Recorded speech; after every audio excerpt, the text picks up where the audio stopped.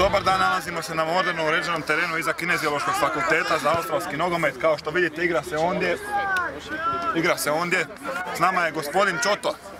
Dobar dan. Dobar dan. Kako je? Lako. Jeste imali kakvu utakmicu danas? Jesmo. Zašto? Moras. Ko vam je bio protivnik? Giantsi, pa to... Navodno smo čuli da su oni najlošiji klub koji postoji australskog nogometa ovdje, ali i u svijetu općenito. Pa jesu otprilike to negdje, tako nešto. Dobro, a recite nam, režija, recite nam molim vas, samo vi dajte, ne bi ja hvala.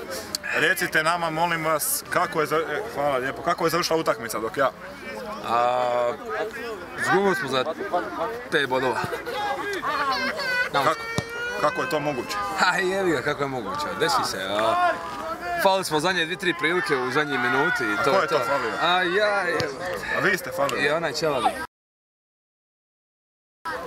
Dobro, znači vi ste falili, zašto ja razgovaram samo ako ste vi falili? Šava neka provokacija? Poslali smo, nije mi rekli da mora biti to. Morate biti. Imate lijepu majicu, tu ste malo... Op, niste baš pazili. Koliko vam pomaže, evo pivu, vidim da pijete, koje je to pivo? Liječim rane, pane. Koliko pomaže u vašoj izvedbi sportskoj? Dosta. Da nema toga, ne znam. Možda bi i zabili koji gol? Možda bi zabio koji gol. Dobro. A kada je uzvratna utakmica sa Zapruđe Giantsima? 9. mjesec. 9. mjesec. Ćemo trenirati do tada? Da. Koliko treninga mjesečno? 1, 2? 3 pive dnevno.